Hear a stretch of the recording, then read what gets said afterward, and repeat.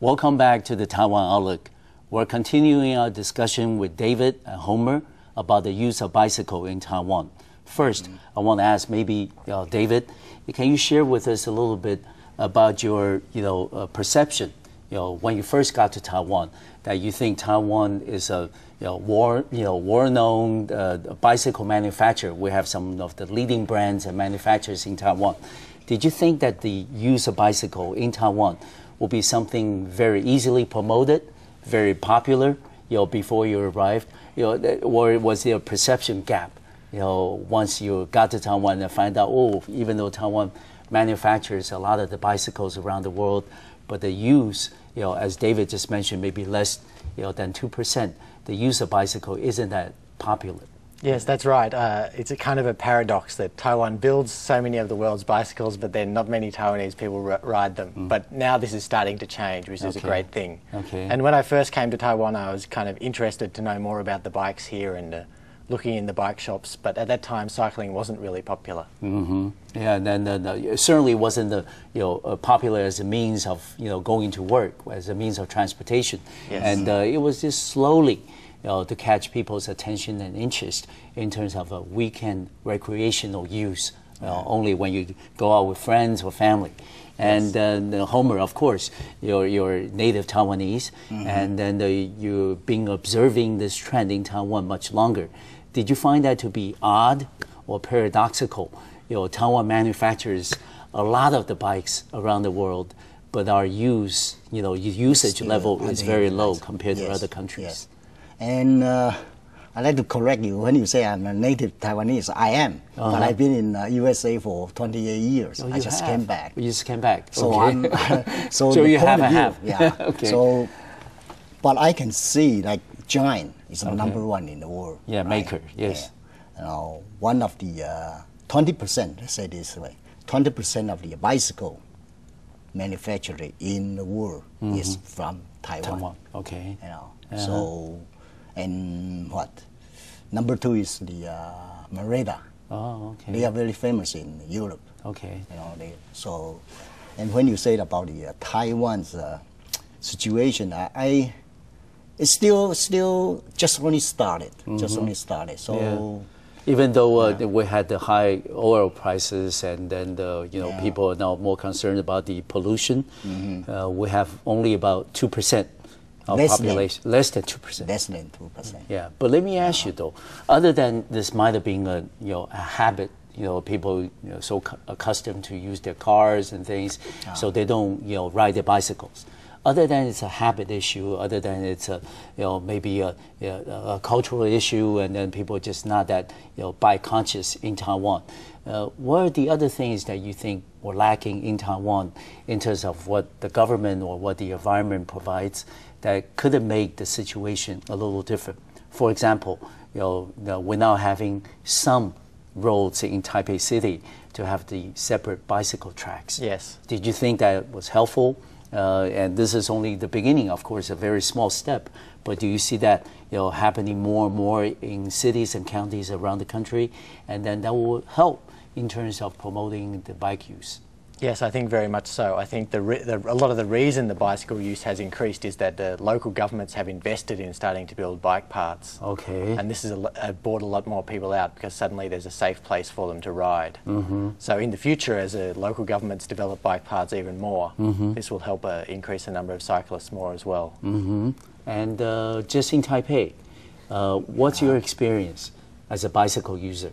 Do you think that riding a bicycle in Taipei, you're feeling safe, or do you think that there are still a lot of education, encouragement, and enforcement to be done?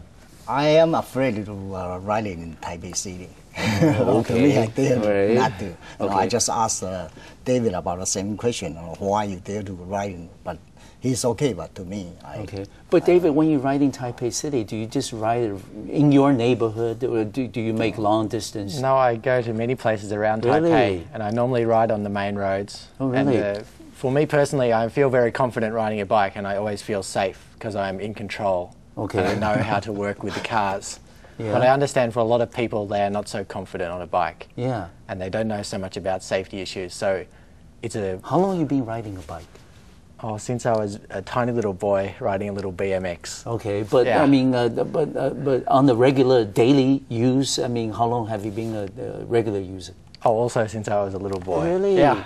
So when you were back home, you're also the bicycle user. Yes, that's right. When I was living in Australia. Yeah. So if you accumulate a lot of experiences. Yes. A lot of the safety tips. Yes. How to protect yourself and how to protect others. Yes. But do you think that a lot of your peers in bicycle use in Taiwan, do they share the same kind of knowledge or understanding about how to protect themselves and protect others? Well, Homer talked before about the 5 E's, and one of them was education. So I think education is really important. Okay. We need to understand that. But you think there's a lot more to be done in some education. people are new to cycling. They don't really know a lot about how bikes work or how bikes should behave on the road. Mm-hmm. And another one is enforcement. Oh, okay. So making sure that people do follow the rules, because sometimes there are some cyclists who do some things which aren't safe. Mm-hmm. And I think in these cases it's a good idea for the police to try and enforce the law in these cases. And also in Taipei, you need to deal with motorcycles. Taipei, you have a lot of them.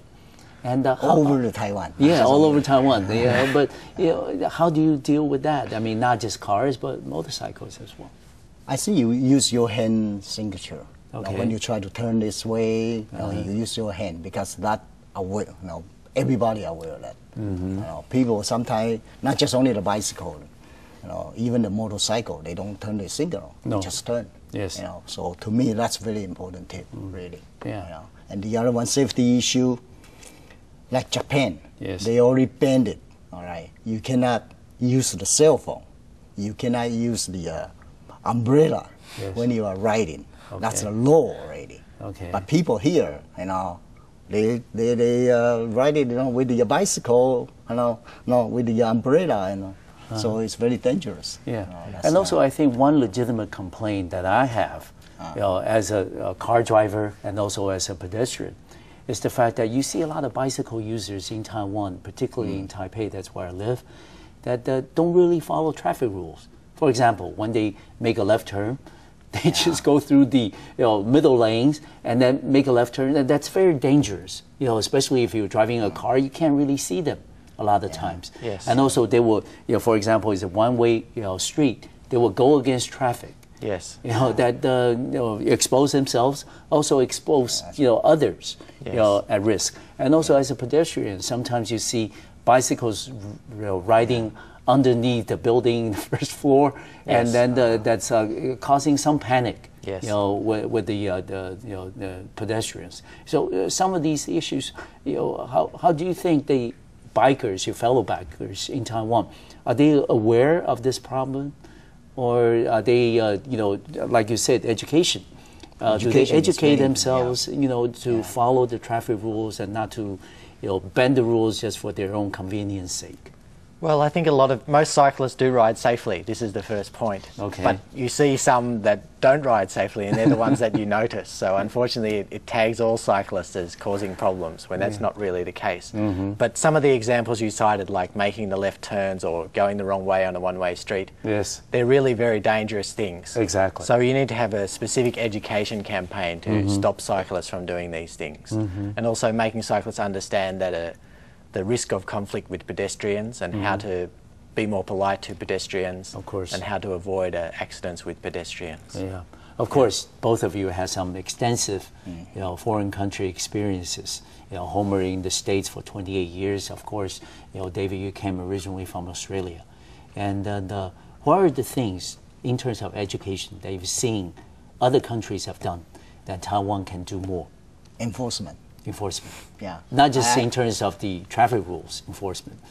So the law must be really strict for that. Okay. I'd like to use one of the Japan example. Yes. No, in Davis. Okay. This is actually in U.S. Okay. You go through a red light. That's almost $400 fine in U.S. dollar. Okay. So that's one. Do we have the same type or similar type of fine, and also the traffic rules are structured in such a way it does give biker a legitimate right of way, but also stipulate fines and penalties if they break them? Do you know? I mean, to my knowledge, no. The law right now, they cannot even define what is the bicycle is.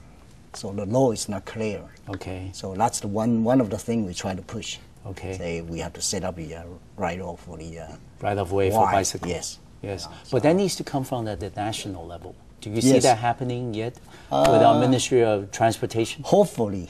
Okay. Hopefully, because we've been taught to the level, city level. Okay. And then also the executive yuan. So I think right now people in Taiwan is aware. This is one of the right thing we are doing. Okay. Yeah. And then also one of the complaints that you hear from a lot of foreign friends is that the roads in Taiwan, including the city of Taipei, are not very evenly paved sometimes.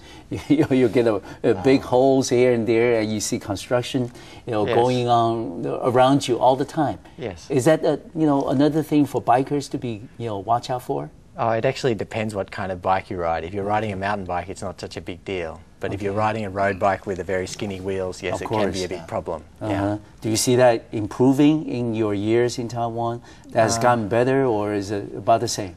I think about the same. Some roads are in a state of bad repair, but others are very good. It's always a difficult situation. Yeah.